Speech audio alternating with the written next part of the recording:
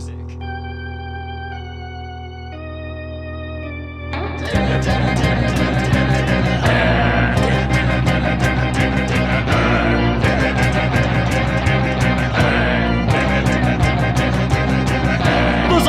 not a party's a man who fights crime, and we're gonna watch him fight for a minute at a time with John and Niall and a guest who doesn't rhyme. It's Bat Minute!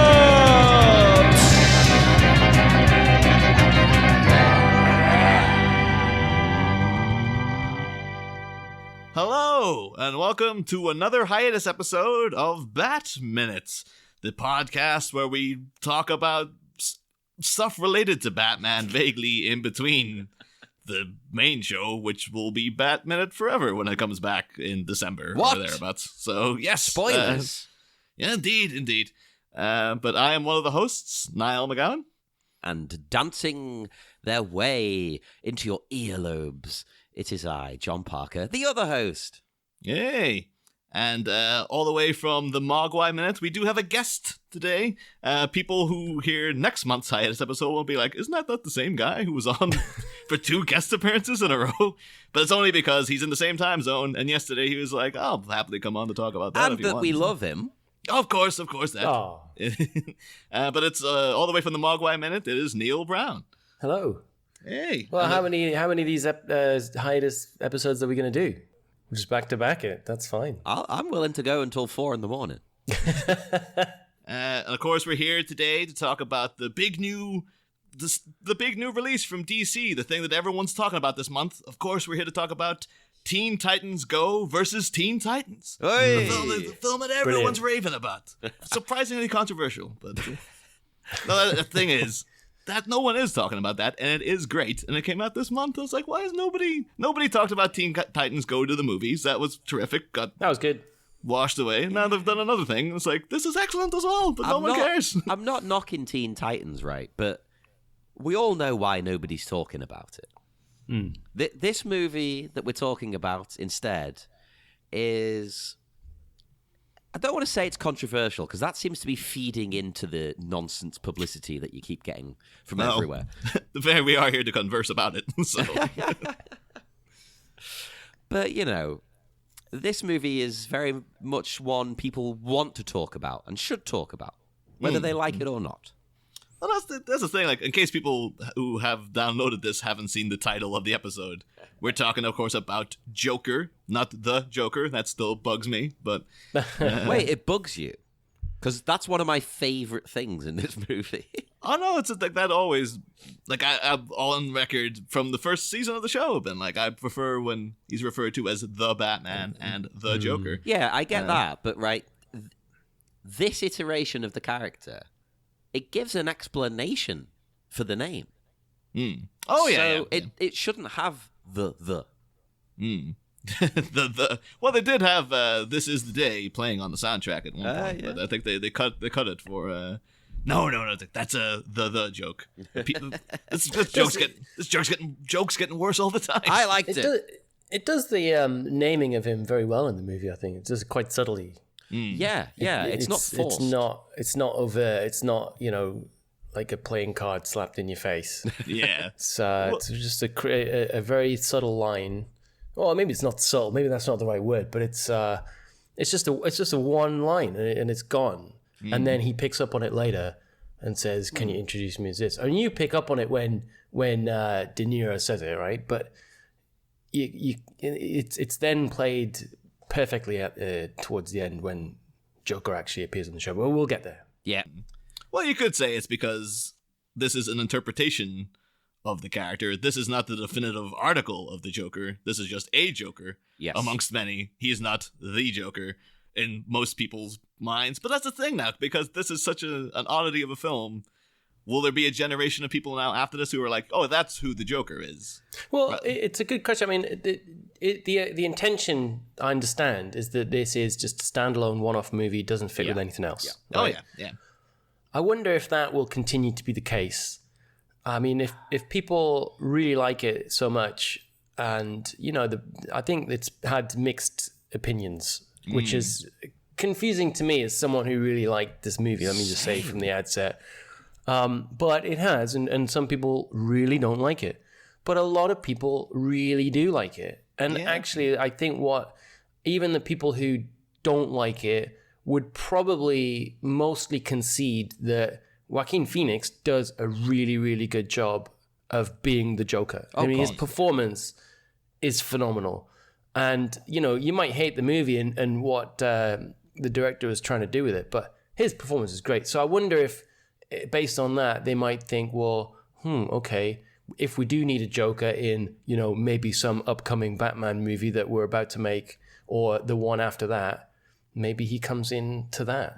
Yeah. I hope they don't go that route, though, as much as I love this, because this movie, whether you're one of the lovers or the haters, this movie is trying to be like an old 70s piece of cinema in a lot of ways, I think. It's trying to be kind of halfway to an art film.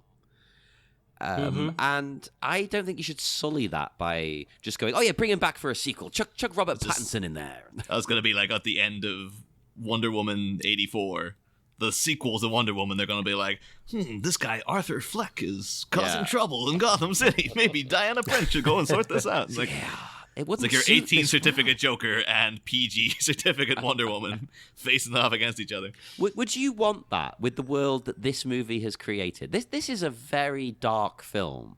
And I don't just mean because, it's violent. No, it's like a very bleak movie. There's no hope. There's no hero. There's no light. And that's the thing. Like, it does a great job of establishing a mood throughout, which is just so ominous and oppressive and miserable the whole time. Like, this is like, the film is very, very derivative of Taxi Driver and particularly The King of Comedy. Like, it's a mixture of the two. But there's like a lot of things, like even like living with his mother and like all little fantasy sequences, and even I think like the reason they've got him in a red suit instead of the purple suit is like, well, at the end of The King of Comedy, when Rupert Pupkin comes out at the very end, he's wearing a similar red suit. I'm guessing that's what they're going for. But it's also reminding me of like Martin Scorsese's last movie, Silence, which was the film that fun forgot. Because the film that I forgot as well. But like it's just about because there are no jokes to be had in Joker except one, which was really weird. Where like some great jokes. I thought his stand up was pretty funny. Arthur Fleck's actual stand up. You're like, did you like it? Did you like it like in a what's his name, Andy Kaufman kind of a way? Well, I can't remember the one that I actually laughed at, but you get like 3 jokes from him, or maybe 2 only. And the first one's kind of stupid, but then I thought the second one was quite funny. Oh yeah, I remember what it was. Should we say what it is? Yeah, I mean, this is a big spoilers thing, right? This is a spoiler review. Doesn't he? He says, when I was a kid, when I was growing up, I wanted to be a comedian, and everyone laughed at me. Well, they're not laughing now. Yeah, right. That is great, but I've heard it before. Is the problem? Well, fair enough. That was one of like Bob Monkhouse's old ones. So like, well, it's high praise, Bob. Steal from the best. But it would have been something that like they started this as a Bob Monkhouse biopic, and then as a statement, it was like, no, not a chance. Well, I went into this assuming this was the story of Bob Monkhouse, right? This is what he did, yeah. Well, I mean, you guys mentioned those 2 movies, the Scorsese movies, and it's fairly obvious, right? I mean, it's overt. It's not really he's not really trying to hide it. Well, he keeps doing the gun to the head thing. Well, yeah, and there are loads of kind of takes from it, and it seems to me that is really what is maybe mostly behind the people's ire who don't like this movie. They think it's just derivative. They think it's just it's just leeching off other people's work. It's nothing original. And I say, well, actually, I don't mind that. Like I don't really mind. Like loads of things just take and borrow from other things, but do them well. I mean, look at Indiana Jones. Look at like Raiders of the Lost Ark. It's basically a kind of old 30s pulp and old 1954's Treasure of the Sierra. What's the movie called? Treasure of the Sierra Madre. Yeah, or The Secret of the Incas, and things like that. And Star Wars is basically Hidden Fortress in space. I mean, they borrow stuff but they do it well, and so that's fine by me. And I think Joker does it well, so I don't mind it. And in that vein too, like Taxi Driver is a remake essentially of The Searchers. Like it's just a thing that Scorsese has been like, just taking the plot line from the... Everything influences everything ultimately. Nothing so I don't is mind original it, totally. As long as it's done well, it's fine. But the thing is, in terms of like the controversy around it, like I'm surprised it's been so volatile, because it does seem to be like people either think this is like a masterpiece or they like hate it. Like they like violently hate it. And it's like, I thought like the film was like, it's good enough. Like I still think I've kind of got a thing, even though we did a whole season of a show which showed you the origins of the Joker and stuff in Batman 89. I still always have a kind of like, well, it doesn't need to exist. Like, it's like, I don't want to see the Joker's origins because I kind of know like, he's better kept mysterious and stuff. It's a different Joker, though. But that's the thing. This was like, and the Todd Phillips has made no secret of the fact this was his idea was to take an art house film and then try to get it made for big bucks through the studio system by disguising it as a comic book movie. And that's why at the end you're like, well, that's not really the Joker I know. That's doesn't really tie into the comic mythos. Like they have a couple of nods, but at the end it's kind of like this is almost tying more into like they were trying to remake Batman 89, where like at the end in that movie they had the contentious issue of like, oh, Jack Napier killed the Waynes. I thought that was going to happen in this. In this version, it's essentially like, well, Arthur Fleck did kill the Waynes. Kinda. Yeah, like through his accidental movement.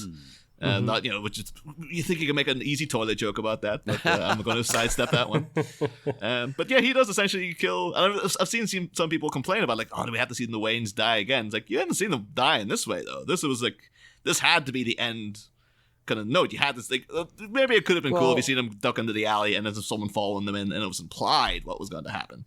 But like, I don't mind seeing the death again. I thought they probably could have got away with that if they'd have just shown them go down the alley, and then they had that shot, which is a great shot of the guy in the clown mask. They walk past him, and then he just turns his head and then starts to follow them. Yeah, you could just cut it there. Maybe you could have just left it at that. And I think there's a couple other places in this movie where it just hung on to things a little too long for me.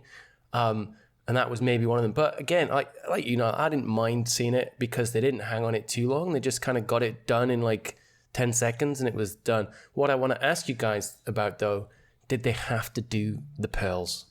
Oh, the pearls, yeah. Oh, my God. Yeah, I agree. I didn't like the pearl thing because that guy wasn't trying to rob them. Yeah. No, he just wants to kill them because they're rich, right? Yeah. So there was absolutely no need to do that. It's very much. I think it's just now. It's like, oh, that's iconic Gotta stuff. have him. But couldn't there have just been a struggle? Like she grabs him to try and get the gun off him. There's a struggle. He shoots her as well. The pearls come off. You could have done something like that. But that's the thing, though. In talking about like the Wayne murders is because this is like they've made no qualms about this is standalone. The no intention of having any kind of follow up. But because of that ending of like this revolution that the Joker started. Or Joker, or Arthur Fleck, as we'll call him. That's what killed the Waynes and stuff. That's because that's so different, and the portrayal of Thomas Wayne as a person is so different throughout this movie. It's like he's a complete asshole. Like he's just he's out there going like, oh, people can't get themselves. Different take, right? Yeah, if they can't get their own lives sorted, then they're just a bunch of clowns. Like he's not the noble doctor who was Bruce Wayne. Like the memory inspires him to like avenge his parents' death and stuff. So I'm kind of quite curious if they were to do a follow-up film set 15, 20 years later. What kind of Batman would be bred from like, well, his dad was a complete prick and the entire city has revolted against him. A yuppie jerk. Well, it's interesting because, Bobby Patz, could play the older version of the Bruce Wayne in this movie. He could. Oh, totally. Well, that kid was like 10 years old or something. Bobby Patz is he playing a young Batman, like in his early 20s or something? Do we know that about the Batman? How old is he? He's like 30s, early 30s. I think they've said he's going to be like this will be like year 2 or 3 Batman when he shows up. That timing could work pretty well. I mean, the other thing is that the fact that then the Joker has, even though it's inadvertent, the Joker has essentially then created Batman. Is a very comic booky thing, and one of the other things that I kind of haven't understood much about a lot of the criticism of this movie is a lot of people saying this is not a comic book movie. And it's whoa, it really is. Like, you're not looking hard enough, dudes. Well, like, there's so many comic book tropes in here. I mean, there's bits that are straight out of The Dark Knight Returns. Like, the Joker goes on a TV show, for God's sake. Kills the host. Kisses the woman on the settee. That all happens, right? That's literally from the comics, yeah. It literally is. Like, it's... like, people have it weirdly drilled into their head that comic books are a certain thing. Even to this day, with them being such a popular, thing to take inspiration from for movies. They think, all comic books are like Iron Man. They're like Captain America. Blah, blah. It's like, no, it's a medium to present stories. There's lots of different types. So many weird, twisted, effed up comic books out there. Go find them. I mean, just even considering like Arkham Asylum, the Asirius House of like that's a really, really messed up. Like that's a real work of art. Like in terms of just like this is really cerebral, weird. Yeah. Like the art style is unlike anything you'll ever see anywhere else. I think it's the most beautiful comic ever made. I will say though, there was we were talking about briefly in the green room, as it were. But I spot like I'm assuming it has to be a direct reference to the comic. I don't know if you spotted it, Neil, but like at the end when he's getting driven away in the police car and then it's intercepted and he's led out by the rampaging mob. One of the signs behind him in the street is for something called Ace in the Hole, which I'm assuming has to be like a nod to Ace Chemicals, because Ace Chemicals made the Joker in the comics. This whole such situation is creating this new persona of the Joker in Arthur Fleck here. So having Ace literally behind him as he's standing in front of the crowd, and then Ace in the Hole obviously as well would be like a card reference, so Joker cards and stuff like that. So I'm assuming that because they would have made that sign for the movie. Like that's not a thing that was like, we just so happened to be there. But I've been perusing around. It's like, has anyone else spotted that yet? Or do you think around the corner there was the Axis Chemicals signs? You're the Axis. You're our Axis. No, I think you're onto something. Well, but what I like about this as a comic book movie is it does all those things pretty subtly. Doesn't really shove them in your face. And maybe that's why they've passed some people by. But I mean, The Killing Joke is another obvious source for them being a failed comedian. Oh, yeah, man. And, like things like the Joker mob rescuing him from the cop car. I mean, these are just very kind of comic booky plays, right? The beats that are straight out of comic books. Even things like mentioning of the mutant rats. It's like, that's like a very comic booky thing. And it's like, I don't know why people are saying this is not a comic book movie. It really strikes it that it is. All the people like in the clown masks too, because one that's obviously kind of going in for that V for Vendetta Guy Fawkes mask thing that's become fun about. But it's also just the fact that like when they're walking around like that, they look like Joker goons. Like this is like, this would be the gang you'd have, I guess, behind them. Would be all just wearing the masks and stuff. Well, and that's also very Dark Knight Returns, right? Like the mob like latching onto the Joker in the end, but it was like the mutants, wasn't it, at the start of the Dark Knight Returns, and then they lose their hero, the leader of the gang, and they go on the Joker, and then they're the Jokers.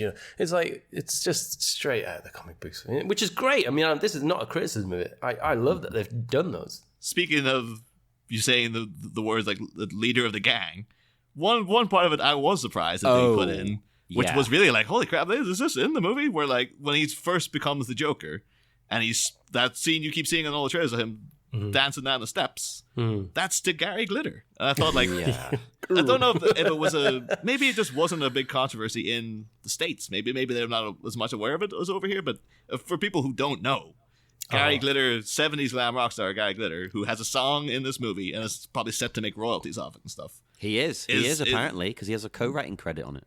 Yeah, but he is a convicted pedophile. Like he has been one of the most reviled figures in the UK music industry for about 15, 20 years now. Yeah, and it's like he's one that like he's been washed off. Like no one plays Gary Glitter on the radio. No one talks about him on TV. He's been like just ostracized out of the way completely. So I'm thinking either they didn't know, or it was deliberate.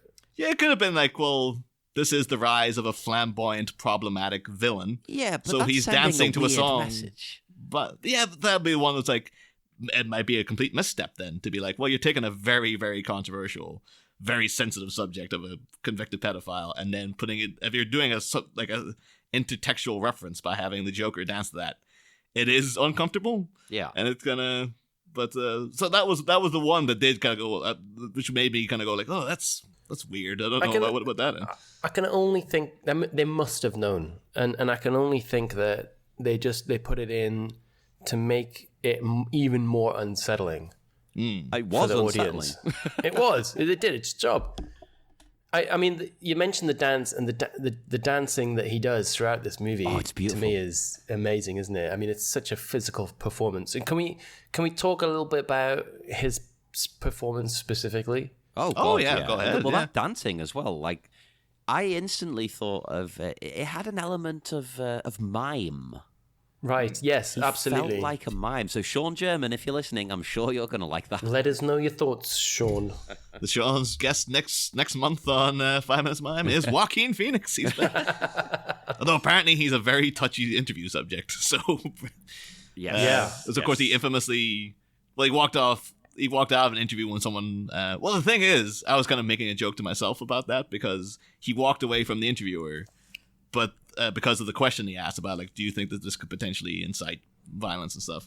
But I was just like, well, that interviewer was Robbie Collin from The Telegraph, who's the guy who fills in for Mark Commode for the film reviews of Simon Mayo. Right. And every time Robbie Collin is on, I just turn off the show. So I'm like, maybe he was just like, oh, I thought Mark Commode was interviewing me. It's this jackass. Don't Oh, care the what hell you with say, it. I'm out of dude. here. Well, we'll get to talking about the performance in a second, but that's brought up something I need to also say. We have to address the elephant in the room, which you've kind of hinted at there, Niall. The controversy about this movie specifically also centers around people being worried that it's going to incite and inspire people who are, I don't want to use this term, the incel movement and people that, you know. Because he's a loner, he lives with his mum, nobody likes him, so nothing goes his way, everyone puts him down, and he ends up, you know, becoming a killer. He's got mental problems as well on top of all this. Now, I think some people think that it's going to lead to issues and problems, and that talking about it in this way isn't the right way to address it. But I don't think that's the case, because I think this movie does it quite well, because you're never on his side. You never go into any scene, even at the beginning, going, this is my hero. Like, you do sympathize with him at the start, like, oh, this is a shame. Little bit. I think they always make him a character. I always found him as more pitiful than anything. Yeah, he's kind really pathetic. Not in a nasty way, he's pathetic, yeah. Oh, but yeah. To your point, John, I mean, is this movie, or indeed is any movie, responsible for that? I mean, unless it's really going out there to deliver a message, which I don't think personally this is. Is it really responsible for that? I mean, you could really go to town on a lot of movies, couldn't you? Saying, well, Taxi Driver. Yeah. Well, that's right. I mean, or like the King of Comedy, be like, oh, this could inspire some asshole to kidnap David Letterman to try to get on his show. Like, there's plenty, right? And I think the fact that this is a comic book movie, if you want to put it in inverted commas, kind of takes that out of it a bit. And I personally, I don't subscribe to that theory. And it's exactly the same when it comes to things like video games. I mean, which arguably is kind of more visceral because you're actually playing someone in your hands. But you're involved. It is you. Yeah, but to me, it's a total nonsense to think that incites people to actually be violent, because people should have a clue about these sorts of things. And I think those people who would be incited by it, they're probably going to be incited by a lot of things going on anyway. Well, yes, wouldn't just be this one thing, and they'll be like triggered.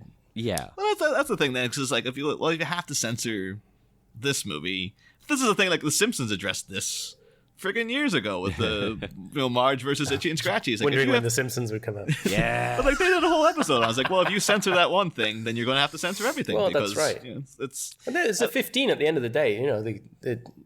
The powers that be decided this didn't need to be an 18. I felt the times were changing though when I saw, because I assumed I keep seeing from like the American press they kept pushing like R rating, And then when I was over here, so I assumed automatically, oh, it'll be an 18. Yeah. And then sitting in the cinema, started seeing the thing come out, it's only a 15. Oh, right, I know, okay. I was disappointed. We're hardcore over here, you know. But so, like, the thing is, there are very few moments of violence, and when they do happen, they're pretty brutal, but they're over pretty quick as well. Pretty quick, but it's pretty quick. I love the way they build, actually, because again, it feels like an old 70s movie, almost like The Godfather or something. The violence isn't non-stop; it's earned, you know. But like even at the beginning, they have like the old Saul Bass Warner Brothers logo. Like, Yeah, from I the do. I 70s. love that. It was one of my favorite things in this movie. Great choice. Yeah, yeah. Oh, yeah, and the whole way that's shot, actually, that opening, because it's shot on film, right? It looked like it was shot on film. It was grainy and stuff, and it had the old logo. The text that comes up, it looks very old-fashioned, and then the Joker fills the screen. You know, it looked very old school.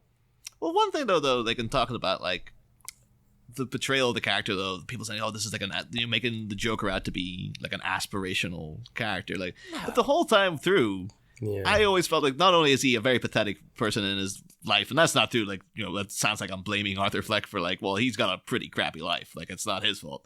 But I always thought, except at the very end when the crowd are kind of chanting for him and he's dancing on the car. Every other instance where he could have been like, in The Dark Knight, the Joker always came across like, well, he's a psycho, but he's kind of cool. Like, he'd have all those moments of like, I just want my phone call, and Michael J. White going from it, he just opens up his jacket and he's got lined with grenades and stuff, and it's like, oh, he's kind of cool.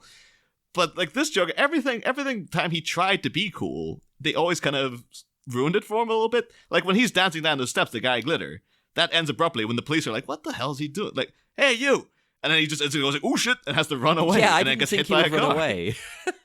And there's a bit where like he again like with those that bit. policemen when he's just like he's giving out to them, and then he tries to enter through an exit door, and he just bangs his face, and then just like yes, it says exit only. We've all done that. But that seemed like they're trying to like this guy never has any dignity. He's always like, even in any other movie he'd storm off and that'd be a cool moment for him.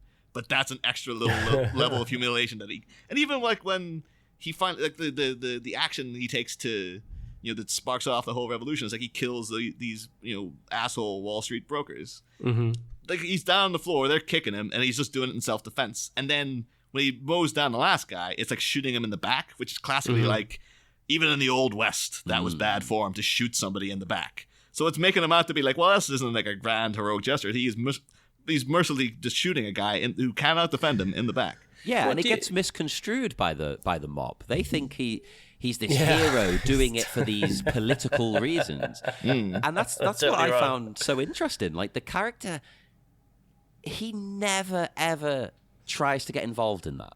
They're putting this fictionalized version of the character on him. Like, oh, he's our liberator. He's our V for Vendetta. He's our V. He's not, and he never cares about any of it. If anything, they're enabling him.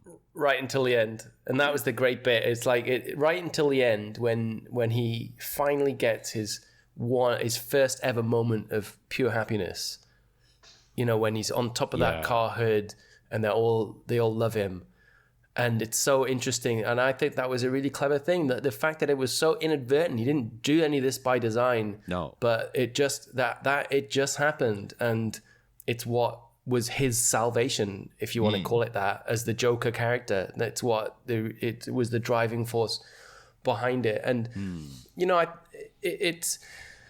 Do you think that the when he killed those guys in the train, do you think that was the tipping point for him, or do you think it was the mother? Or I think it was the mother. I think that was definitely like the thing where it's like there's no coming back from this. That's actually a plot point though. And I've seen, like, I took it one way, and I've read loads of reviews and stuff now, and everyone else seems to be like, I don't know if it just, they're not mentioning it out of just like, oh, it'll be too much to write or whatever. Okay, yeah. But the thing is, okay, so within the movie, right, his mother, who of course is Frances Conroy, Ophelia Powers from Catwoman, she's back, reprising her role from the hit Halle Berry movie Catwoman. The sequel. But she's throughout the whole movie keeps saying to Arthur Fleck, no, Thomas, I had an affair with Thomas Wayne, and he'll always look out for this family and stuff. And then he comes to believe from her letter that he opens that Thomas Wayne is in fact his father, and he's a love child. And then when he goes to confront friggin' Alfred at one point. I love the fact they never call him Alfred. They're just like, you know who it is, so we don't have to make it so obvious. But then when he confronts Thomas Wayne, it's just like, no, your mother was insane. And then he violently punches him in the face, which I thought was a bit much. But the thing is, after that, then he goes, he kills his mother for I know what lying you're to going to him. say. But he finds a picture in her apartment that says like, oh, it's of the mother, and says, "You always had a lovely smile, TW." Yeah. And then he crumples it as if like, I'm too far gone to care about this now. Is it like, was that the indication? Like, oh no. So is she telling the truth, or she was telling the truth, and then it's like a commentary on like, oh well, people don't believe like hysterical women. They just go like they're easier to kind of put aside and stuff. And some rich guy can cover it up. Yeah. Because she said that she had to sign these papers, to secrecy and whatnot. The adoption thing could have all been part of that. Well, that was the accusation that Thomas Wayne had that forged and made up. But that's the only problematic thing about this movie for me, or not maybe the only thing, but the biggest problematic thing is that means that the Joker is Batman's brother. But this is a different Joker and Batman. But that I know, saying but about I mean, comic book nods, that's the most comic book twist they could do. Yeah, the Joker is Batman's brother. But that's too far for me. It's too much. And it's like, it's even worse than making James Bond and Blofeld brothers, which was ridiculous. Oh, no, I did. I hated that whole movie. That was that was another thing that really... There But was a really nail in the coffin. I I'm glad they left it this. ambiguous. I like the ambiguity because I enjoy any movie that doesn't 100% answer things. As the listeners know, me and Niall love David Lynch. David Lynch always leaves these things like, what? And you have to think about it and comb through it. So I'm going to watch this again and be looking for like evidence to support either theory. And there probably won't be enough evidence to come to a conclusion. And that's great. You don't know. Some of this stuff could have been in his mind. Because, he has delusions. Maybe that picture didn't even exist. Yeah. Well, there's one thing as well that... one part of the movie I did that really annoyed me because, again, you can see it coming a mile away. But talking about his delusions is, of course, like, you have them having a romance. I didn't see it coming. You didn't see it coming? No. Holy crap. Oh, no, the instant like where she's like, you were following me. Yeah, that was kind of sexy. Like, that whole thing, I was like, oh, this is not happening. I didn't There is pick no up on way this is happening. Me neither.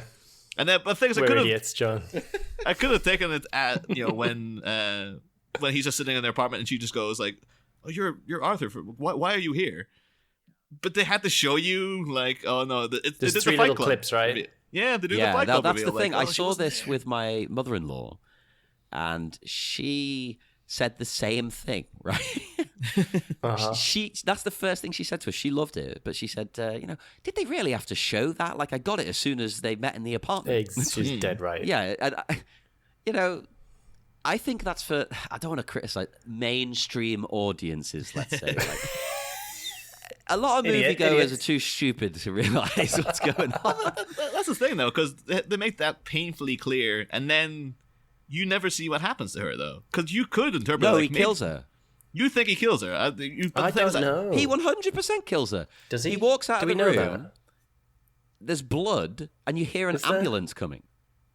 Oh, I didn't pick up on that. I don't hear an ambulance. I remember You hear an him. ambulance in the background. It's coming to the... You're hearing sirens in that version of Gotham City 24/7 though. Like, yeah, but in that context, it's implying what's happening. You're not hearing sirens. To be fair, we're all exempt, right? Because listeners, this is pretty much a first impressions discussion right here. Me and Neil only saw it yesterday. Yeah.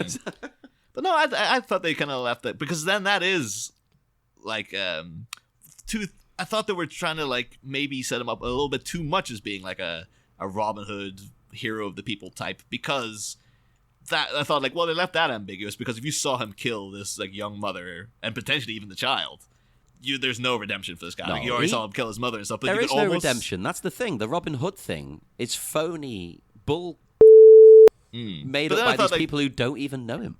But I was always kind of thinking, even at the end when he shoots De Niro on the talk show, like, is he going to start firing into the audience too? But then they might have been like, well, that no one would back him then if they knew he's just killing people. He doesn't want people to back him though. He doesn't care. Got to do his dance, doesn't he?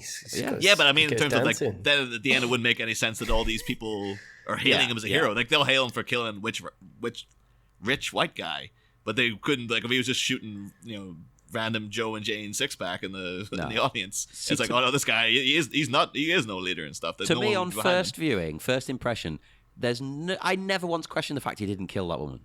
Okay. He totally killed that's it. interesting. I mean, that's what this movie does. It makes you think, and makes you think. It comes up with different takes. I mean, it was definitely not ambiguous at the end when he's in Arkham Asylum and he talks to his therapist. Yeah. Somehow he gets out, doesn't he? And obviously kills her because you see him drag like blood along that corridor. And then you see a very funny moment when he walks off down the corridor one way and then runs back the other way, and the guard chases him. And then he comes back. That's like straight out of the Someone cartoon. I think he didn't kill. I don't think he killed her child. And the reason is because She becomes Catwoman. I mean, I'm not saying I side with him, obviously. Let me just put that up front. But he kills people he feels have wronged him. So in his mind, this woman's wronged him. He doesn't kill... How has she wronged him? Who he feels have been wronged. Like, so I don't think he kills the child. My example supporting that is he doesn't kill the little person from his Little old fella. shop. Yeah. He's the only one who's nice to him. The only one who's nice to him, and he sees how people put him down. Like, I've seen people criticize that as well. They say it's like an ableist kind of movie. But I think they're maybe misinterpreting. You're not supposed to be laughing at the jokes about the little person. Like, Well, the thing is, even when Arthur Fleck's walking away, they make the joke, and he puts on this big ah ha ha ha ha. When he walks out the room, you see it in the trailer. It's a shot they use. He instantly goes stony face. As yeah, if, and he laughs when he feels awkward. Yeah, totally. I thought that was a weird thing. I guess I understood why they did it, but I also was like, because I like the idea that the Joker has a compulsive laugh because of like a brain injury. Loved it. And then, but it's only when he's uncomfortable. But then when he actually becomes the Joker at the end, he's sitting on, you assume he's going to be laughing away on the De Niro talk show, but that's the one time where he's like completely calm, and he never laughs at that moment. It's kind of like, well, it's he's only not. when he's uncomfortable. Because he's... Yeah. Well, I think because he's become the Joker at that point. Yeah. You know, Now he's comfortable in his skin. I have to give Phoenix real props as well, though, because he plays Arthur Fleck for most of the movie, but when he's in the makeup and he's on that set, he becomes like he's acting different. He's acting much kind of campier, and it seems like he's become a different person. I thought like that was you only really get seeing the Joker for like maybe a couple of minutes of the movie, really. If that's who he's become at that point, that's the real look at the supervillain side of him when he's talking to the crowd and stuff. But give him major props for that, because even then after that, it's like, well, I've never seen that kind of like a flamboyantly campy, beyond Cesar Romero, obviously, back in the day. I was going to say, there's a few campy ones, but maybe not in the same way. But just to think like at a dark, gritty version of this universe, the fact that his version of the Joker is kind of like really flamboyant and stuff like you just wouldn't think they would go that way. It's like, no, that's he made it work. Well, I think a comparison to Ledger's Joker is appropriate because they both bring a physicality to the role, which we perhaps hadn't seen before. I love Nicholson's Joker, but he doesn't have those kind of physical touches, if I want to put it like that. Yeah, he's just being Jack these guys Nicholson, have. basically. Yeah, basically. So I mean, so those guys both bring something physical, but in a very different way. I mean, Ledger had his kind of facial tics and things like that, and Phoenix brings a bit more of like a physical grandeur to it. I mean, dances a lot, and this dance is super creepy. It's brilliantly done. Scary and beautiful all at once. It's weird, isn't it? It's the fact he lost loads of weight for it, and like when you see him with his shirt off and stuff, it's like it's almost as if you think there's something wrong with his shoulders. They're so angular and weird. It's kind of twisted. It's like I don't know, like. But I like the way he didn't go. Isn't it? I like the way he didn't go into freakish territory though of like The Machinist. Right. I think it felt much more real. Like this is what this guy looks like genuinely. And I love The Machinist. I'm not knocking that movie. Oh, totally. Like maybe he's just like, I don't want to take on that Christian Bale.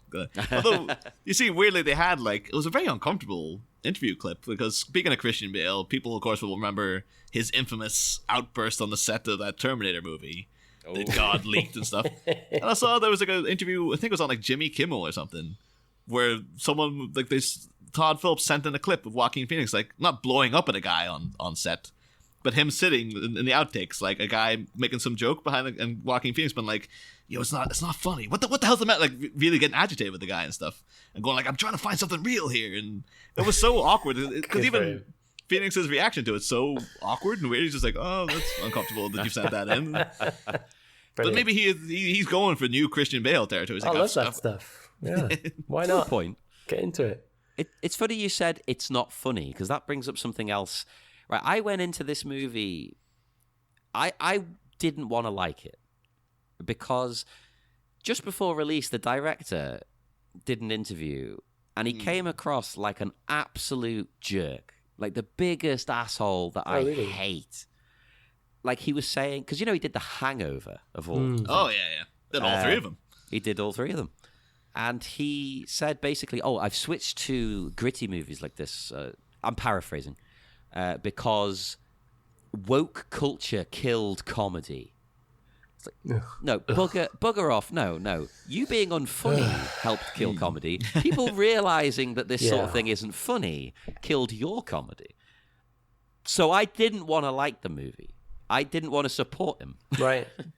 The thing is that you get like statements like that, but then like one of the best films of this year is Booksmart, which is a very woke. I've not seen that. It's really, really terrific. Yeah, it's just comedy's good changed. Things about it. Yeah, people but that's find better things funny. Well, that's the thing though, because I've seen some people have had like very volatile reactions to this film, saying like it's racist, ableist, sexist. The thing is, like, I can't. That interpretation makes no sense to me, because it's like, well, everybody in the movie is horrible to Arthur Fleck. Like, some people say like, he's attacked by kids who look like they're like Hispanic at the beginning, and it's the mother with her son on the train has been a dick to him. But it's like, yeah, and then there's rich white people who are beating them up. They're assholes. Like Robert De Niro's an asshole. Everybody's an asshole to him. It's like, it's almost as if the woman on the bus portraying is everyone an asshole. Yeah. Well, it's interesting actually. Robert De Niro's character says that he's trying to talk him down when he realizes that this guy's out there. And he says, not everybody's a bad person. Yeah. Which is an important message. Not everybody's a bad person. But the thing that really loses it and seals his fate is that, hang on, you are a bad person. You've invited this guy on to make fun of him. Yeah. All 100%. you've done is make fun of him, and you're bringing him on just to make matters worse, really. I'm not saying you deserve to die, let me just say that. But, he's trying to defend humanity. We're not all bad people, but he is a bad example.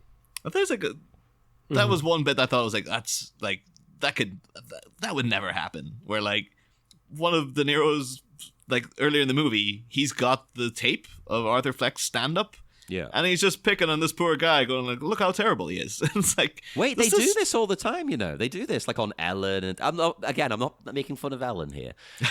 But those kind of shows, Maybe some guy as a clown comes out in Ellen now because like, oh, you made fun of me like a couple of weeks ago. Damn it. Yeah, but they'll get on like, viral YouTube video people who were kind of viral for people making fun of them, and they'll bring them on and make little jokes because capitalize on it now, make some cash off it. Yeah, that's what people are kind of aware of, like, will be, aware that's going to happen. But, like, this is, like, they never told him, oh, your footage is going to be shown on the show and you're going to be ridiculed by your favorite talk show host and stuff. A normal, I don't like using that word.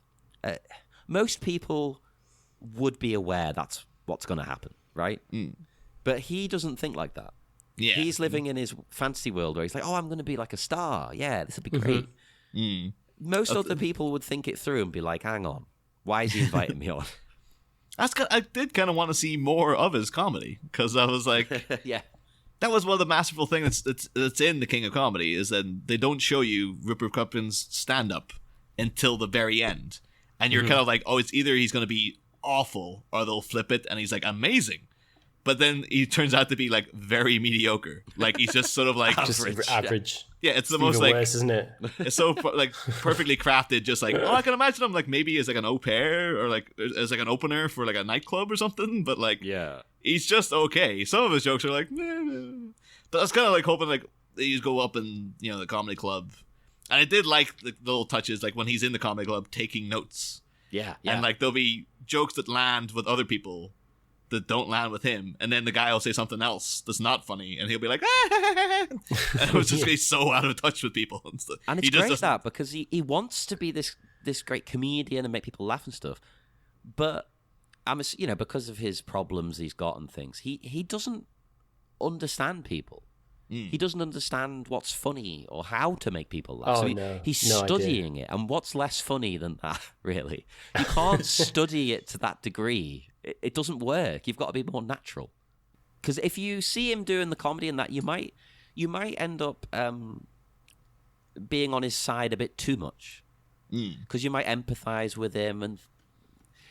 Yes, at that point, I don't think that's what we want. What the movie wanted us to do, was it? No. I mean, it obviously wanted us to do that in the first act, but after that, it was a pretty kind of steady decline towards, straight up psychosis. Yeah, and it rides that line so well. That's what I liked about the film was not only the ambiguity in things, but the way there's no explanation. Like he's not horrible at the end because people were horrible to him.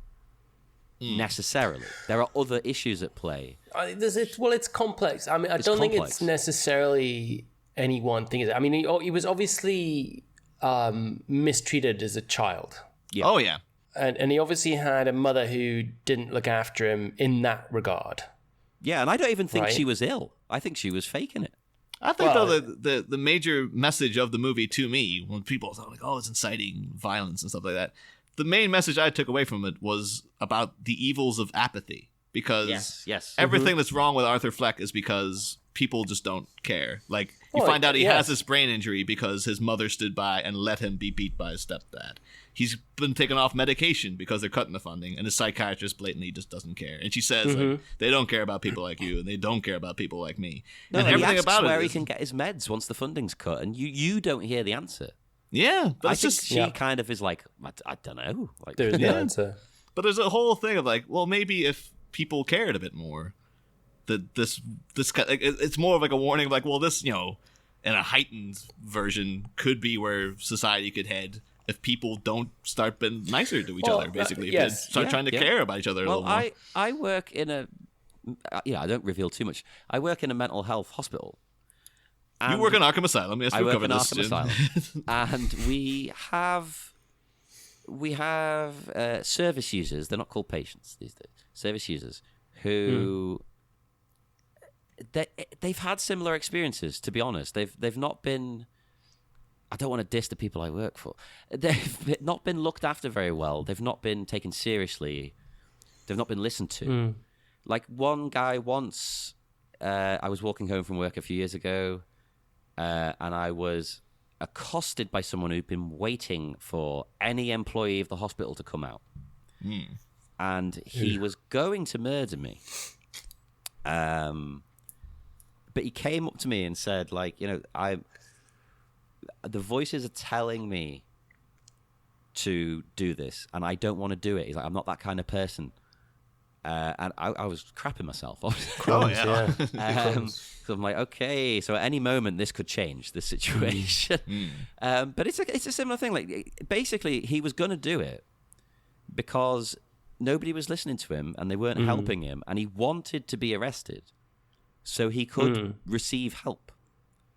And it's similar situation here. Like, no one's helping this guy. Well, there you go. Exactly. So the film is making a comment that is relevant. So people like ripping it down, but like, what is this pretentious piece of crap? It's like, there you go. It is hearkening to something that one of the hosts of this show has experienced directly. I'm assuming that was the same day, like after you disfused that situation, John, you walked through the park and then that goose attacked you. That was the exact same day. You were just like, what a day. Jesus Christ.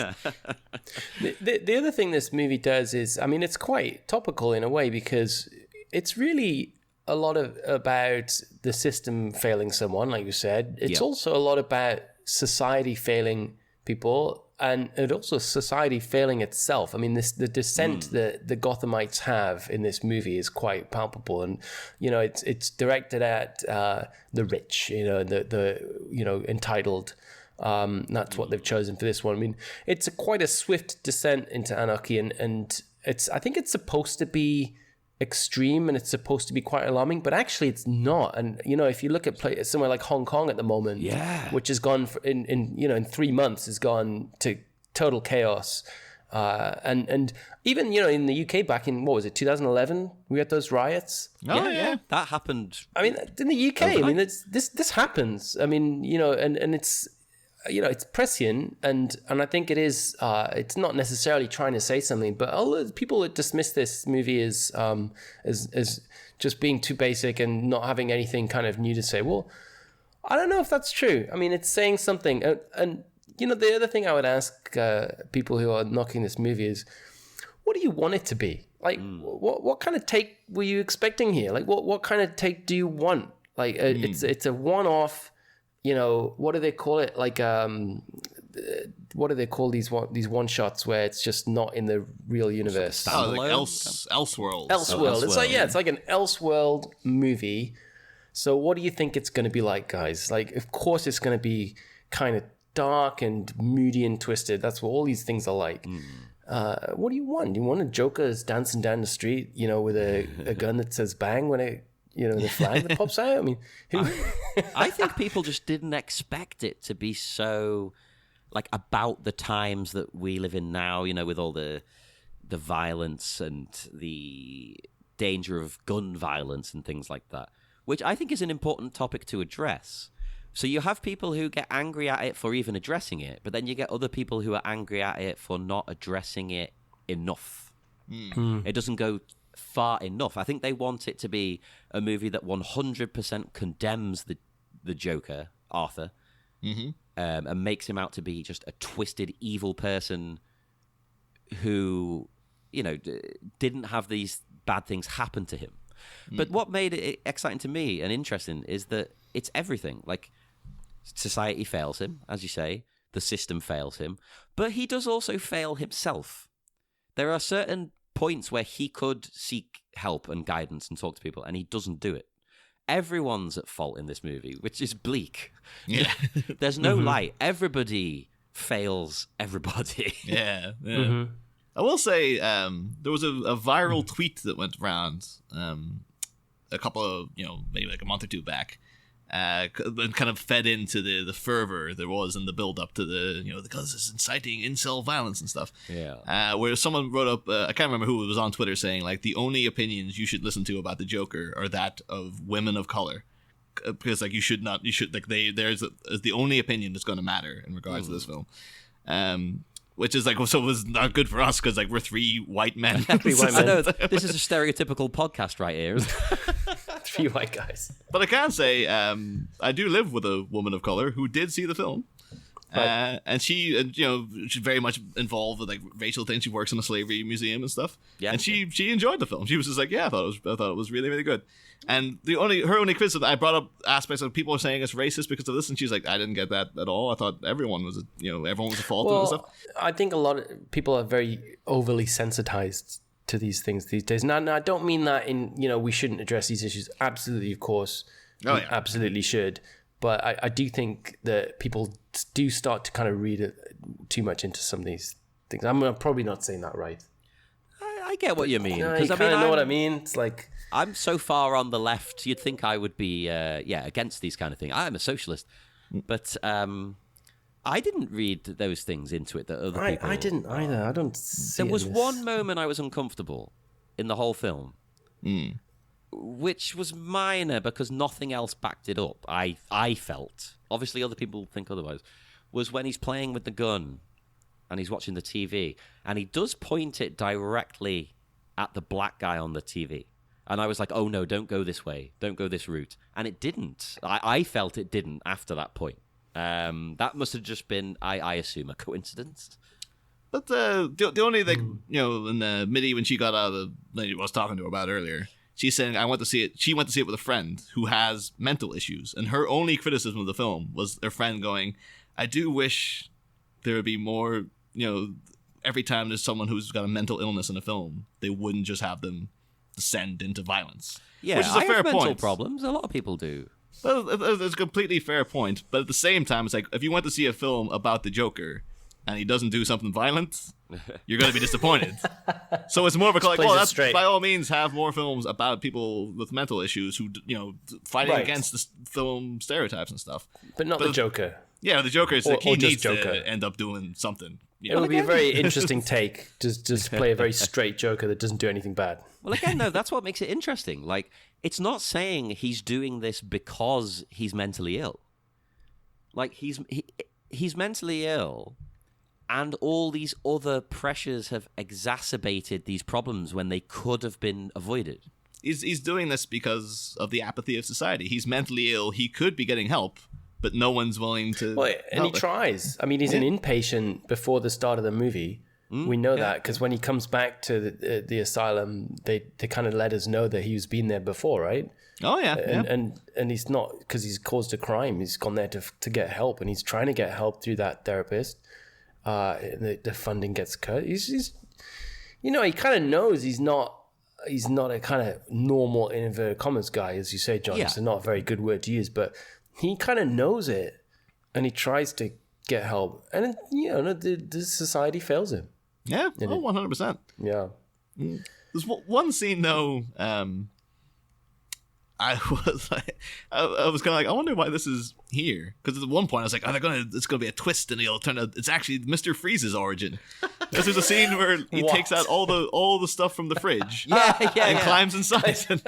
What? I loved that. I thought that was absolutely fantastic. I was like, is this gonna be like an Indiana Jones crossover now? Like, what's happening here? It never goes back to it. It's almost as if you could totally believe. Unexplained, yeah. You could almost believe, like, if this were like, how did this get made? Is every moment after that a Jacob's Ladder scenario where he actually dies in that fridge? Like, he gets sits in the fridge until he starves or freezes to death or whatever, and everything else is a fantasy. You bring that up, right? I don't agree with this, but you could also argue that the end, when he gets pulled out of the car and whatnot, oh yes, and heralded as a hero, he's like a Christ figure, that might not be happening. I think it is happening, but you could argue that he dies in the crash or something, or he's injured and he gets taken to the hospital straight away and things. Well, maybe that whole sequence of him dancing and everyone's praising it, maybe that's in his head too. It could be. 'Cause I know we talked about it briefly earlier, like the very last scene of him walking down the corridor in the hospital with the bloody footprints. I thought there was a skew of fantasy in that, because we've seen the inside of Arkham Hospital, and it's a really dirty, grimy. It looks like the mental asylum in Jacob's Ladder, actually. Yeah. And then this one looks like a very pristine, nice, and it's all sunny outside, and it has this sort of like the end comes up, and it's kind of like almost like a 1950s sort of like Rock Hudson, Doris Day picture kind of font, and it had a bit of like, well, maybe is this like this is from his head. Like, he actually is in a horrible, grimy, dirty hospital, and he's viciously murdered this woman. But he's seeing it as this really bright, sunny sort of situation, and he's just like, because he's happy now and stuff. Yeah. That's a good point. Actually, I hadn't thought about that. So those scenes when he's with the girl, I forget her name. Sorry, his neighbor, and we think that we're led to believe, or John and I are led to believe that they're actually having this relationship. Niall, so you knew all along that was made up and that was in his mind? All those 3 or 4 scenes. Oh, 100%. Like, I think I've become, like, because there's an episode of Vinyl, like the Marty Scorsese. I didn't pick up on it in Vinyl either.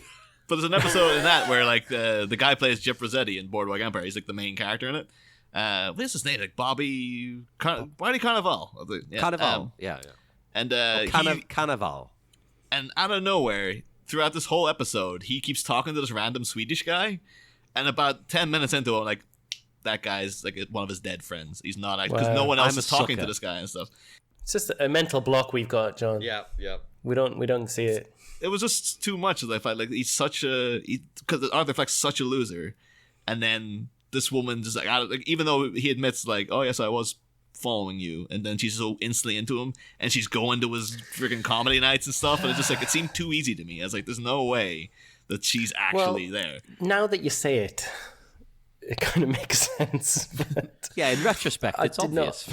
I did not pick it up. Well, I just thought at the time, like, she's like obviously not as nuts as he is, but she's obviously in just a tough spot as well.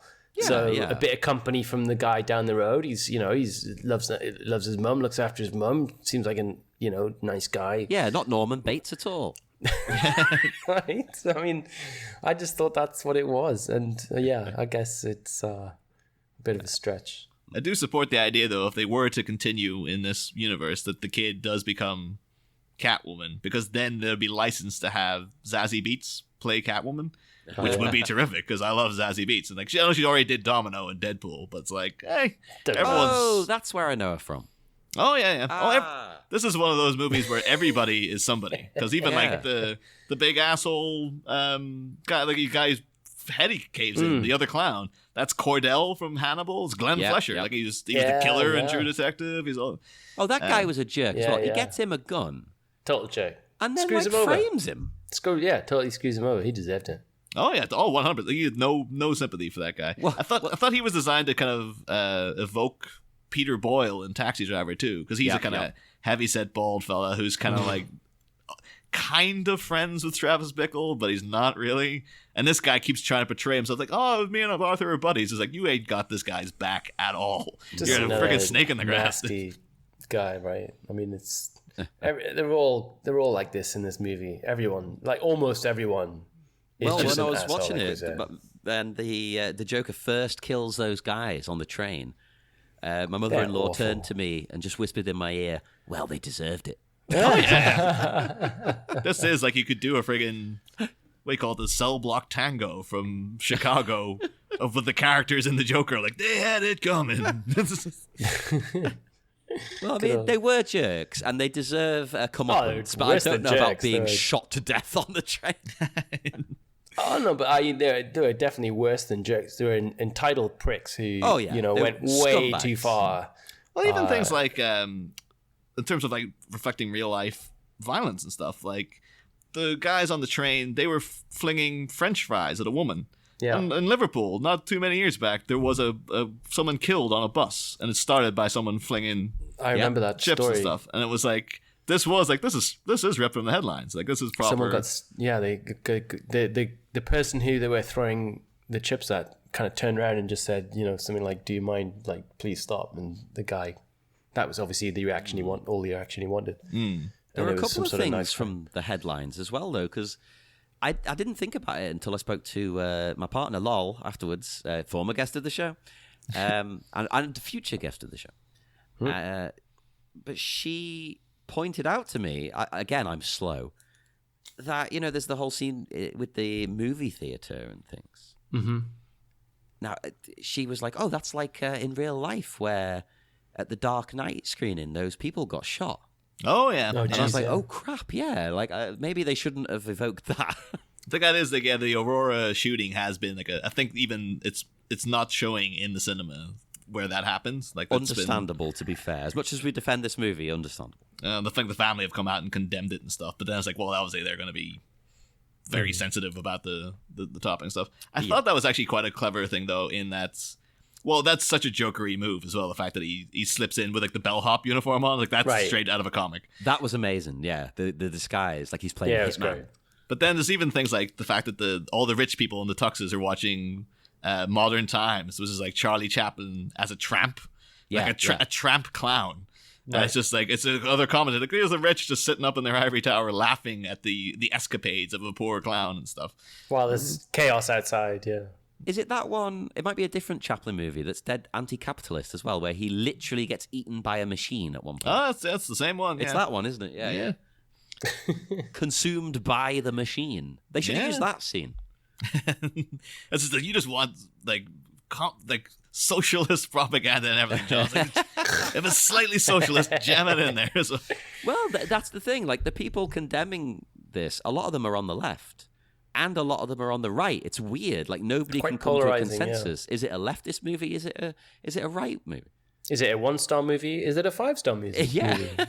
I've seen it's so weird because I would have assumed, because it's the leftist leanings of the film are so blatant, that it would be embraced by the left. But I've seen random videos pop up my YouTube feed where like, SJWs are angry at the Joker. This is why you need to see it. So it's like the right wing are embracing the film now to utilize against people who are on the left, but like, well, they don't like it, so we love it. Even though it's giving out about the government system that we're part of and stuff. But they don't see that in it. This is the thing, because I don't mind saying this. They're stupid, right?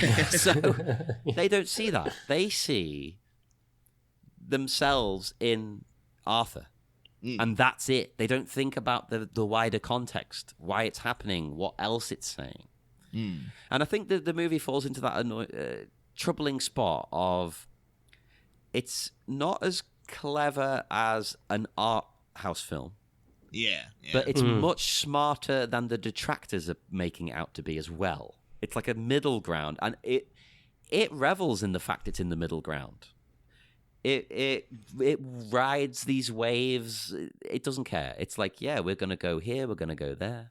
That's some of the criticisms I just don't get at all. Or like people saying, oh, it takes itself too seriously. And it's like, what do you want from it? Because like, you say that about any serious film. It's just like... Doesn't The Dark Knight? Yeah, The Dark Knight does. The fact The Dark Knight does have at least one joke in it. That I can recall. So does this. As Neil pointed out, it's got a joke. Oh, that's the thing, though. Like, Heath Ledger infamously, like... so I think I've mentioned it on like the main show, back when we were talking about the Joker every friggin' day. That if you read the script for The Dark Knight, like, the Joker comes across as a much grimmer, like, straight character. And it's actually Heath Ledger's doing a lot of improv there. Like, all that, like, oh, you think you could walk in here and just... You think you can steal from us and just walk away? Yeah. Like, that, is improvised. And like just little things of like, just little ticks and stuff he does is like, oh, that's all Heath Ledger, as if he was going to Chris Nolan like, it's the Joker, right? He's supposed to be funny. Well, and this is why you shouldn't judge a movie by reading the script before you see the movie. Of course, yeah. Because it doesn't always transpire directly onto the screen. Yeah, no, it doesn't. Especially, not that this is, but especially say with comedies. I don't even think comedies are done justice by trailers. I don't think I've ever seen a comedy trailer and gone, that looks funny. I've been actively put off comedy films for years by seeing trailers, been like, that looks awful. And then, a lot of the time when you see them, they'll have shown you the best jokes from the trailer. Yeah, they're out of context as well. Totally out of context and not the plot. Yeah, I rarely watch any trailers these days, to be honest. It's too full of spoilers. Oh, yeah. Oh, no, there's like even there's crazy amount of spoilers beyond friggin' Robert De Niro getting shot in the face. Like, I feel so many scenes in the film is like, I've seen this in the trailer, I've seen that in the trailer, I've seen this. I actually like I like how some of the Marvel movies make trailers with bits that actually are not going to be in the movie. Oh, Star Wars has been doing that lately as well. And I like that, because the trailer should just be, it shouldn't need to do anything other than just say, this is kind of what it's going to feel like. This is the visuals we're going for. This is the kind of stuff you might see. The vibe, the atmosphere. Yeah, that's it. That's all I want. I don't want to see anything from the actual film in my trailer. So are you telling me you didn't absolutely love the new Terminator trailer? I feel like I've already seen the movie. Yeah, I'm the same. Like, it spoiled a whole bunch of twists in that trailer. Right. Oh, that was the one. Remember the last one as well, like Terminator Genesis. Genesis. Yeah. They showed you freaking John. They showed you like, oh, John Connor's here. Guess what? He's a Terminator. He's like, that's not supposed to be. What are you freaking? What are you showing us that for? Spoiler alert, people! If you don't want to know, mute for a second here. Genesis. But in this new trailer, at least, I can't remember if it's in the old one. The main new woman, the sort of the butch. Oh yeah, Mackenzie Davis from Blade Runner. She looks amazing. She's the only thing I like in this movie. But she reveals like, oh yeah, I'm a human, but I'm enhanced with cybernetic stuff. Right. Don't put that in the trailer. She has like a proper fight with the Terminator. Yeah. In the trailer. Like, apparently that was supposed to be like back in the days of Terminator 2 coming out. It was kept secret that Arnie was the good guy. Like, that was people in the cinema were like, oh, here he comes. I remember that. And then it was like, oh my God, he's the good guy this time. What a twist. Yeah, you can see that in the finished movie, because the way it reveals him as the good guy is shocking. Oh, yeah. But it's just like, now it's like, oh no, we'll tell you exactly who's good and who's bad. The first 2 seconds of this. Well, and the other thing about T2 is, because, the bad guy at the start is a policeman. He mimics the policeman. Yeah. So in the trailer, you see him as a cop, and you think, oh, he's a good guy. Yeah, he must be the hero. Oh, and he must be the bad guy. And they don't give it away in the trailer. It's brilliant. Yeah. And I remember watching that movie because I remember ordering it from the video shop. because I was too young to go and see it at the cinema. And I remember the day it came out. This is when you had to, like, when big movies came out at the video store, you had to order them like 2 weeks in advance. So you put your name down, and then on the Saturday, went down to the video store with my older brother, so you could, the boy of age who could actually get it. He was allowed to get it. Yeah, because I think it was a 15, and he was probably still even then too young, but just about past for it. And we took it home, and I think we watched it, at least twice, just back to back, probably a third time, definitely a third time that day, and absolutely loved it. And that's a very stark memory from my childhood. And I remember that first time we watched it, and then when Arnie turns out to be the good guy, it's like, what? Yeah. Oh my God. Like, it's just crazy. How can it be? How can it be? Although this is all weirdly tying into like something I only just realized like last week, and this is probably to cut this from the show because it's just like too convoluted. But because that scene of like Robert Pattinson being like the T-1000, that's obviously a reference in Wayne's World when Wayne's zooming to the set to confront Cassandra, and in that scene she's performing was it like Touch Me by Private Life, which said it's a song I quite like. But then I remember the last episode ever of the Mogwai Minute, you're going on about the songs that are played through it, and you're like, what's this song? And you play a little clip of it, and I was like, that's a song from Wayne's World. And then I heard it again last week, and I got sad because like, oh, it's the last episode of the Mogwai Minute. No. It's going to have that affiliation with it now forever. It's like, oh, that was a fun game because we had no idea where those songs came in the movie. Having watched it 1 minute at a time, no idea.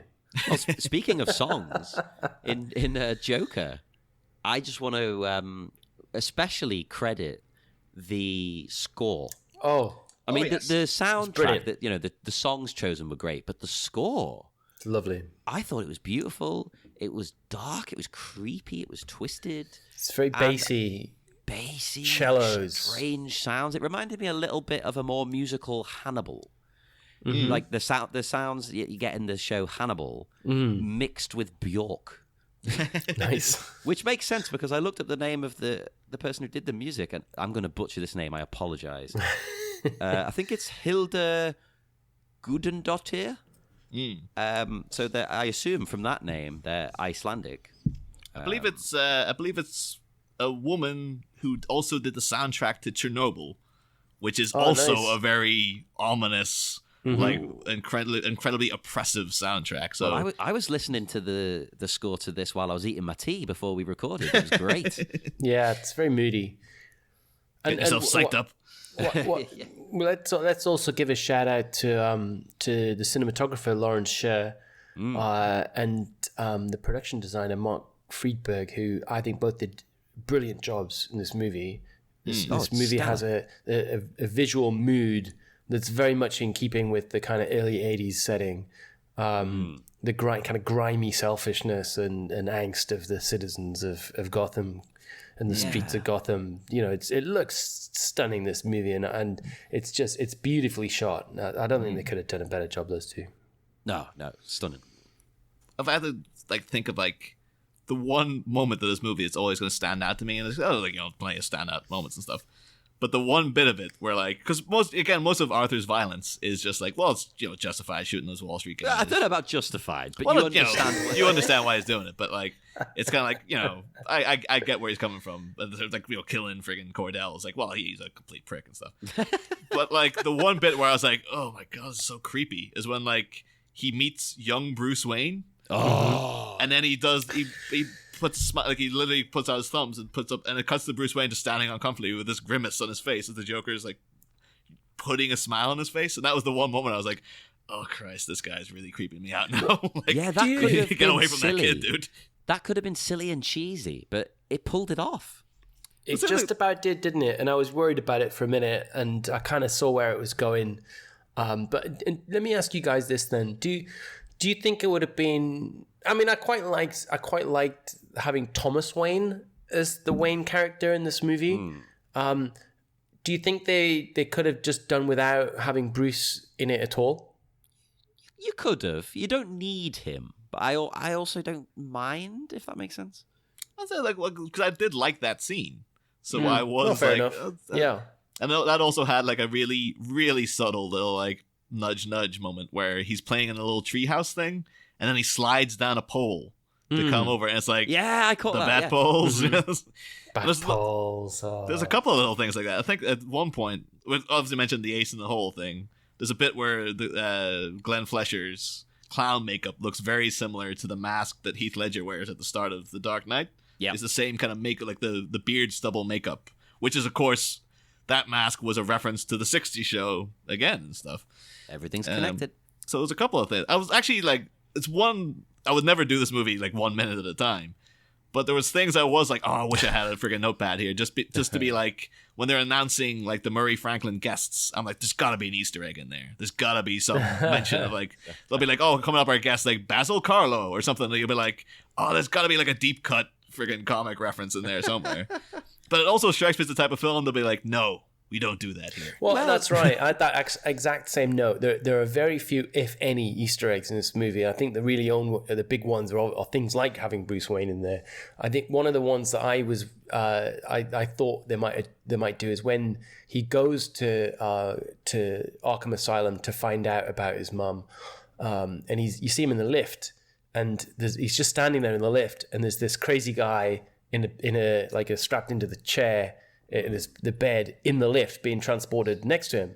Yeah. And I thought, well, maybe they'll make that like Victor Zsasz or something, or it'd be some crazy Arkham like Batman bad guy. But they didn't, and they didn't plan it at all. And I like that about this movie. It doesn't need those Easter eggs. It doesn't need you saying like, oh, did you see that thing on so and so's desk, or the poster in the background, or something like that. That would have taken me more out of this movie and more based in unreality.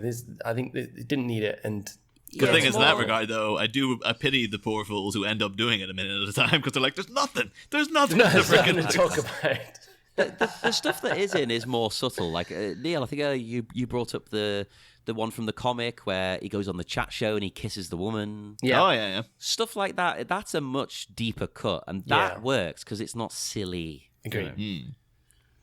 But although the bat pole one, I was like, I appreciate it. There's a little That's true. I didn't pick up on that one. I must say.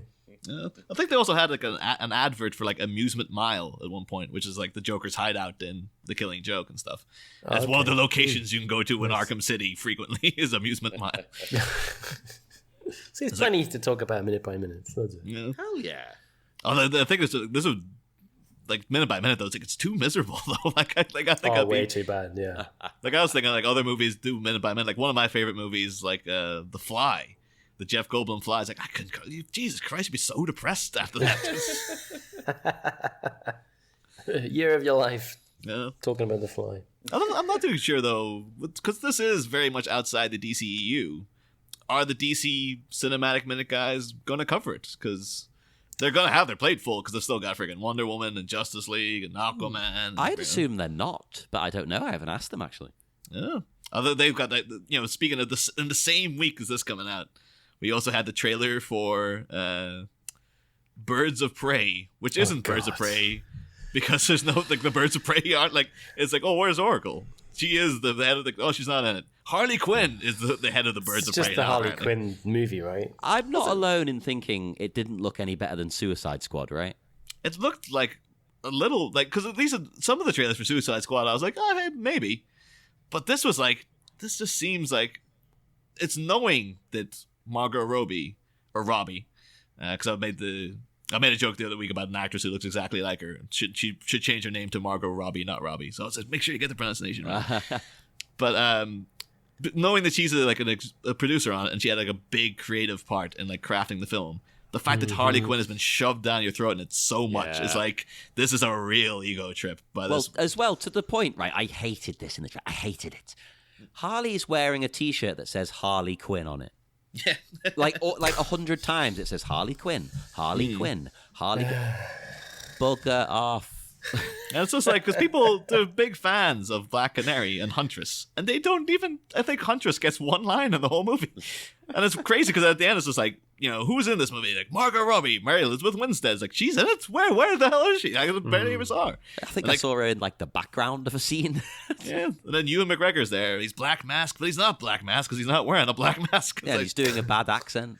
Yeah. I'm assuming at the end he'll have the freaking black mask on, but And actually, Victor Zsasz as well. I mean, I I hope only it's liked not. one single thing in the trailer, which was the very last bit where she passes the kid the dynamite and then they chuck it out the window. Oh, I That was the like only bit that remotely made me go, huh. I think because I was distracted by the fact that, like, because I know you hated Margot Robbie, or Robbie. I keep calling her I Robbie. absolutely despise her. Not as a person. She might be a lovely person. Yeah, like I've seen her in that Tanya Harding movie. She's pretty good in that and stuff. That's the only thing I've not seen her in. And I always like, I know you hated Wolf of Wall Street as well, but I quite like that film. Possibly the second worst film I've ever seen. After The Predator. But even with her in like as hypersexualized and stuff they made Harley, because I never liked that approach to Harley Quinn. But like as they made her in Suicide Squad, I was like, oh, this is recognizable to me as Harley Quinn. I think she's doing okay here. And then in the trailer for this, I'm like, she's not even really getting the voice right anymore. It's like it's worse. She's kind of overdoing it. Like she's kind of like, I had it, and now I lost it, and I can't quite get it back and stuff. And I have a bone to pick with the use of language as well. She says, like, I'm the one they should be scared of. She's like, not Mr. J, 'cause I'm Harley freaking Quinn. That doesn't explain why they should be scared of you, though. They should be scared of you because you're Harley Quinn. Why should they be scared of you, Harley? Tell me. I don't think I'm going to bother watching this movie. Yeah. No, we're getting off topic here now. Jesus. Yeah. I will say one thing about That's a sign. That's a sign. Well, one thing, like, is because one thing about like all the shots of Harley's wardrobe, she's got really cool clothes. I'm like, oh yeah, I like her outfits. That's it. That's the only good thing. But that's my one downside to like, because way back, I'm a big fan of like cool crazy suits and stuff. Always a big fan of Jack Nicholson's suit. Used to absolutely was obsessed with Heath Ledger's outfit. In The Dark Knight. You love Jared Leto so much you have damage tattooed on your forehead. Do you like purple? I do like purple, but one of my main kind of beefs with this is when he is dressed up as the Joker. It's like, I'm not a fan of this outfit. Like the red suit and I like it. It kind of just struck me as very like it's Heath Ledger light. It's like it's kind of what he did, but like just not as good. So you wanted him to have damage tattooed on his forehead. So you knew he was crazy, right? I would just anything like I've seen the Joker in a variety of different outfits in the comics. Like just go for any of them. It was more like the fact that they seem to be deliberately trying to like don't ever have him in purple. Like it was a deliberate choice. Come on, you would put him in purple. It's a bit normally. too jack, that isn't it? I don't know. I thought it was fine. I mean, it was in keeping with the early 80s kind of, like a velvet suit kind of. Yeah, and his like clothes. Bizarro dinner jacket thing. Because he's kind of a little bit backwards and things, like in his taste and his style. And a lot of his stuff is a bit 70s still, which I thought was interesting and good. Because when people set something in the early 80s, they suddenly have all the clothes being typically 80s. It's like, that's not how it works, I'm afraid. Correct, Older people don't just transition their clothes to what we got the youth are wearing. We're done. Like, because we're coming up to the end of 2019. Once it hits 2020, we've all got to switch our styles. Straight away. We've instantly got to get into the 2020s fashion. Like, I've already got my silver jumpsuit lined up in the wardrobe, waiting for January 1st. It's going to be the roaring 20s. I thought it was weird. They're bringing back that friggin' monk haircut. The old like bald at the top. Oh hair yeah, around the edges. It's like, well, I suppose it's due a comeback, but no, I like next that decade. in this. Like, he hasn't changed his style overnight, and he's a bit. He's like a mummy's boy, he's a shut-in and things. Of course, his style's going to be a little bit out of date. So it still had a 70s twist to it with those cardigans and things. God, the thing is, sometimes it's like, I get it. Okay, you don't want to do the suit and stuff. But like, I was like, let it kill you to make like his windbreaker, like a light lavender color. I would like a little touch of that, yeah. I was just like, because at the end of it, because the makeup doesn't look, the makeup apparently is based on John Wayne Gacy. And then when he was sitting doing, like, I enjoyed the performance of what Phoenix was doing, but I was a bit like, he just doesn't look like the Joker to me. He just looks like a guy in clown makeup. What's a different Joker? Well, I think he really did at the end. I think the fact that they had him dyeing his hair green, and after that, when he went into full on Joker mode on the TV show, yeah. I really bought into him as the Joker at that point. No, same. He was the Joker then to me. Yeah, before that, he was just Arthur Fleck, and that's fine. But once he got into full Joker mode, and you know that, okay, so he's obviously not one of these kind of Jokers who is like permanently scarred or is actually white, actual white, and has to make himself flesh-colored. He's just a guy, and he has to put the makeup on. He has to dye his hair. But once he did that, I was totally bought in. Nope, exactly the same. Totally. Yeah. But yeah, anyone got any? Should we wrap this up though? Because I think we. Yeah. My only other note was that I'm glad that Jared Leto's Joker is still the worst Joker. Oh God, yeah. Even people who hate this movie must agree. Come on, let that forever be the case. That was the biggest revelation for me of like going on the DC Cinematic Minute for the Suicide Squad season, because like I remember kind of Jared Leto's Joker coming and going and been like, it wasn't too bad, and then like rewatching it for that show and then been like, holy. I hate this. Like, I actively hate everything he's doing. I didn't realize how bad it was the first time. And the only thing I liked that they completely wasted was the fact that, like, he's got the grill because presumably Batman's punched his teeth in. And it's like, you can have a scene then of him, like, threatening to cut somebody's throat and something, and then he smiles and you see their reflection in the smile or something. Didn't even do that. Didn't do that. Just wasted it. It's just like, he's just got metal teeth because he looks like a gangbanger rather than the Joker. Did you get a Joker minute? No. They did allow me to choose my own minutes, and I was just like, I'll go for this one because I wanted to talk about like nobody wants that. Jesus. But I was there to like. The other thing was realizing like, Katana, like she's in it. This has been like I like everything about Katana here, but they don't give her the time of day. Like she's in it for about 30 seconds, and she's got the most intriguing backstory of anybody, and the actress is great, and she looks cool. It's like. Just make a movie about her, but you're never gonna get it now because like, who cares about Katana from Suicide Squad? Well, that's a terrible movie. Joker, I think, is a fantastic movie, and I think you obviously, hopefully, the listeners that are listening to this have already seen it. Otherwise, I'm gonna put a spoiler alert in the.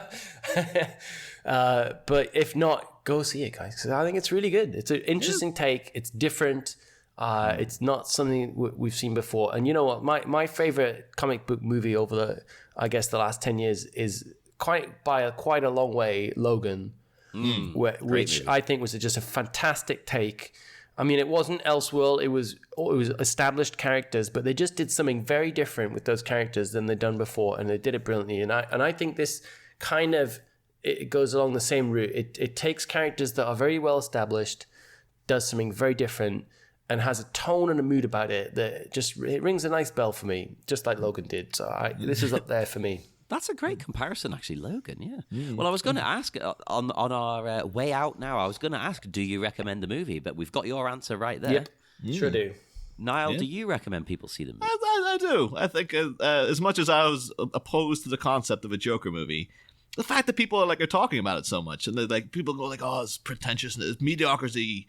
Derivative mediocrity posing as something great and stuff. And it's like, it's getting people talking. Like it's, it's had a major impact. It's broken box office records too, I believe. It's like the biggest October opening of all time and stuff. Oh, great. Oh, I'm glad about that. Jeez. And it is like, it's if it's encouraging like DC to abandon their Justice League ways and just go like, you know what? Let's just make friggin' one step at a time and try to make a good movie. Make proper films. Yes. Yeah, please. Because now I am like the fact that we made like a little art house Scorsese-esque drama that's about the Joker. Mm-hmm. Now I've got hope for they're making a Batman movie and they keep saying it's like a noir detective story. Yeah, that they mean that. Like they might show up and it's like he's not got all the fancy gadgets. It's just a guy in the friggin' outfit and he's sneaking around apartments and he's just got a little torch and stuff and it's a proper old school noir tale with no friggin' explosions and stuff. It's massively up for the Batman. Bobby Bats. Bring it on. I love that casting. Not sure about the villain casting. Or if they're villains or the other casting. We'll see. I'm gonna fine. I like Jonah Hill. I was a little surprised by the casting in that, but okay. I'm willing to give him a chance because he is a good actor. I think he might be. That'll be like the. Oh, you didn't know this guy could do that. Like, it'd be like Steve Carell in Foxcatcher, where you're like, holy shit, this guy can act and stuff. Or, of course, Heath Ledger. Yeah. Indeed. Yes, let's give him a chance. I am with Neil on this as well. I would wholly recommend you see this movie. Even if you come out of it not liking it, I think it's important to view it. Go make your own mind up. and make your own mind up and take what you can from it. Make your own decisions on what it means, what it's saying.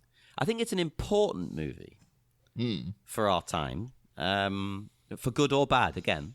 Mm-hmm. So I think everybody should try and watch it in some way to join in the discussion. It's an important discussion. It's an interesting discussion. But yes, we will depart now.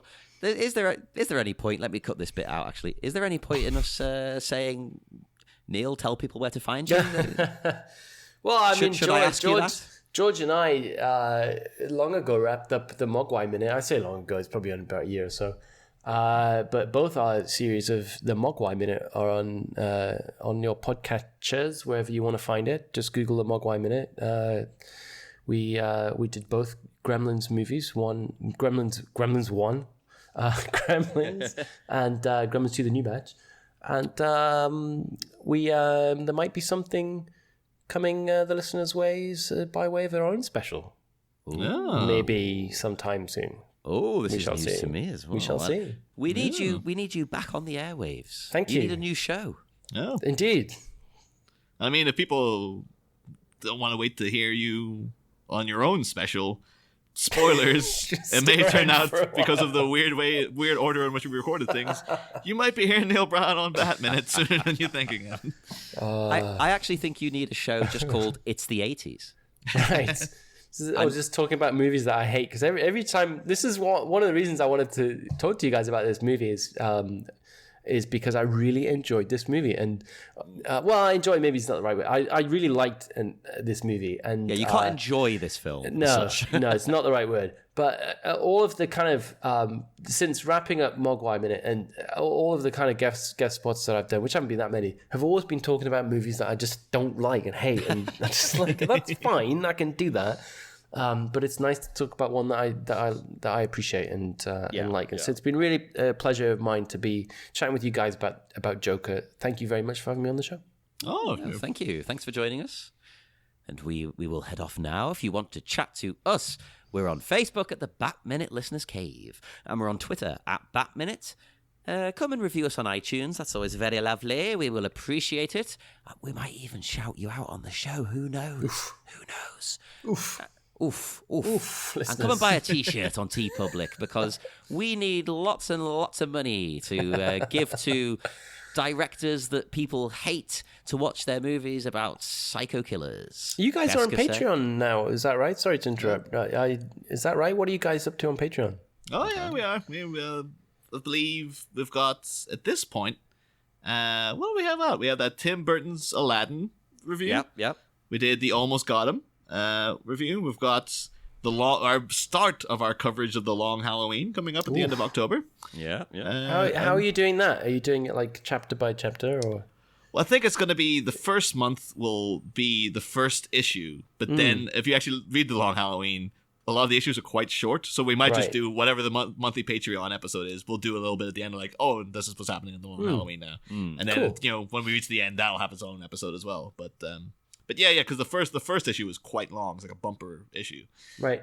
Setting up everything, and that should be coming up hopefully, if all goes to plan, on Halloween Day. So it'll go to plan. Get on board. So yes, we will see you again very, very soon, everybody. See you on Halloween.